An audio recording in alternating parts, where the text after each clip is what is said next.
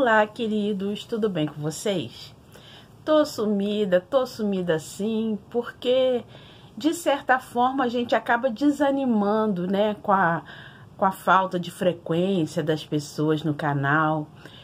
Por exemplo, antes eu tinha pouquíssimos inscritos, mas eram assíduos, né? A gente se encontrava diariamente, interagia e tal. Conforme foram aumentando o número de inscritos, foram diminuindo as visualizações, né? Aí eu parei de ficar investindo em convidar pessoas e tal, para ficar só com um determinado número, porque minha intenção aqui na plataforma não é enriquecer, fazer minha vida. Eu tenho meu salário, tenho minha vida, né? Tenho meus afazeres. Eu queria, de fato, era interagir com os amigos né? Porém, não tá dando certo. O YouTube, eu não sei se é o YouTube que tá tirando, eu acredito que seja, porque em pouco tempo, né? 2, 3 por dia, já tirou, mas nossa, já até perdi a conta de quantas pessoas já saíram do canal. Então isso de certa forma acaba desanimando a gente. As pessoas estão investindo muito em lives, né? E eu acho isso infrutífero, porque as lives servem para a gente conhecer pessoas, convidar e tal. Mas as pessoas não estão mais produzindo conteúdo, não estão mais procurando conteúdo, fica nessa fissura, né, em fazer lives e conseguir as 4.000 horas, né, e a qualidade só está diminuindo e a quantidade de pessoas lutando está aumentando, enfim, é só um pequeno desabafo para justificar por que eu não tô mais sentindo desejo de estar gravando vídeo diariamente ou mais vezes por semana, porque eu tenho tempo para fazer isso de manhã, né? Mas não tenho a motivação para fazer, porque as pessoas não estão fazendo questão de assistir. Eu demorei uma semana, né, para ter 60 visualizações, então não tem motivação para continuar gravando. Mas enfim, como já tem uma semana que eu gravei o último vídeo, né, eu vou dar continuidade ao estudo conforme, né, a disponibilidade do meu tempo. Nós estamos na segunda carta aos Coríntios, no capítulo 8, que fala da contribuição dentro da igreja cristã, né? Nós vemos na prática que as igrejas, elas buscam a mesma frequência do Velho Testamento, né?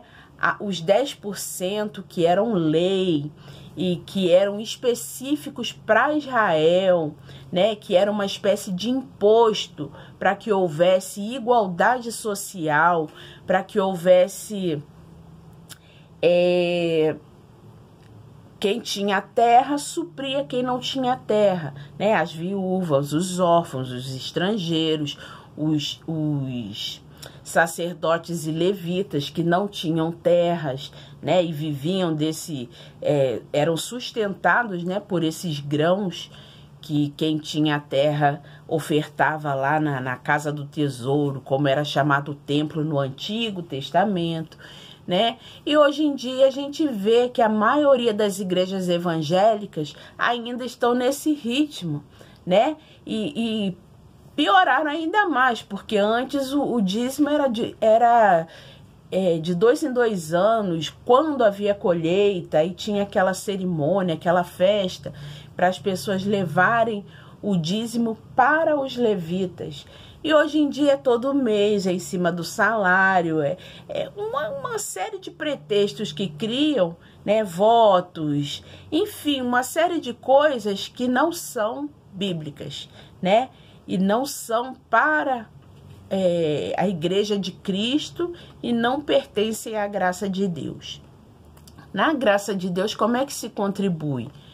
Nesse capítulo que nós estamos falando hoje, Paulo está assim, alegre, porque onde ele estava, na Macedônia, as pessoas estavam contribuindo voluntariamente, segundo a condição de cada um, segundo o desejo que o próprio Deus colocava no coração de cada um, e eles contribuíam de forma que sobrava dinheiro, sobrava recursos, né? Eles usavam esses recursos para enviar, né, pessoas, para enviar missionários, para abrir, né, novas igrejas, novas reuniões, e para sustentar essas pessoas, né, os pobres do lugar, né, os próprios ministros viviam desse dinheiro. Ou seja, Paulo, nesse capítulo, ele não só ensina como se deve ser a contribuição,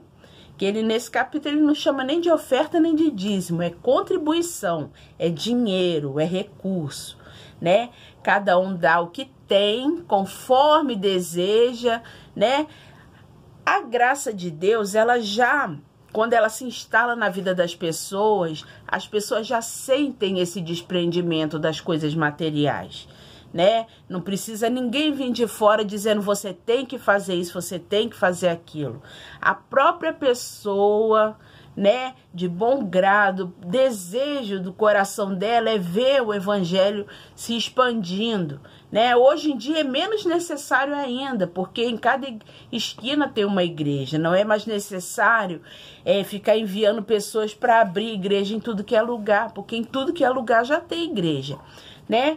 E nessa época aqui que Paulo está falando, ainda era necessária essa contribuição, né, voluntária, mas ainda era necessário, né, esse dinheiro.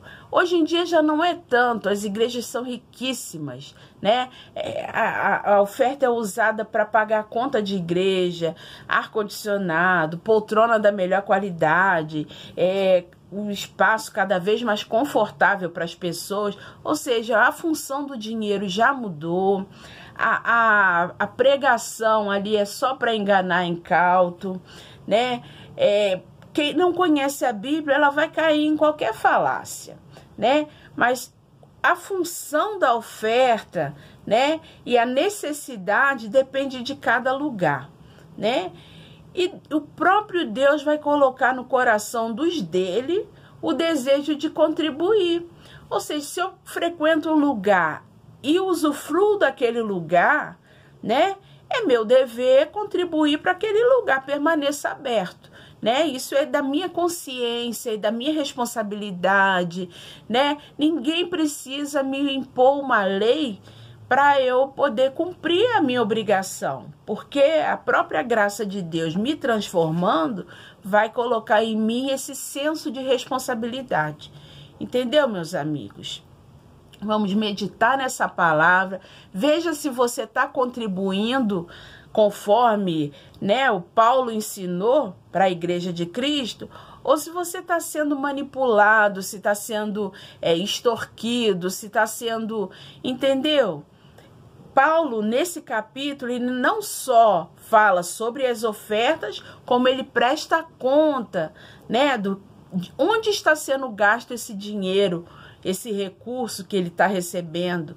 Paulo, periodicamente, ele ia para Jerusalém para levar essas ofertas para as pessoas para os pobres, os irmãos pobres, né? Porque Jerusalém era onde eles eram mais perseguidos, onde eles eram assassinados com frequência.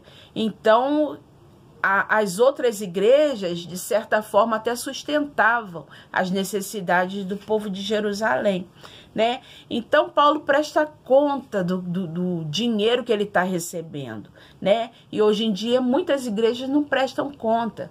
Eles falam que a partir do momento que você deu, não é mais seu, então você não tem que saber de nada, né? Poucas igrejas, eu já passei por igrejas que prestavam conta. Tinha um balancete, pregavam na parede. Quem tinha interesse ia lá e sabia cada centavo onde era direcionado, né? Mas, enfim, vamos meditar nessa palavra, né? E vamos analisar se nós estamos sendo cooperadores da obra de Deus ou se nós estamos sendo usados por gente esperta. Tá bom, gente? Um beijão para vocês.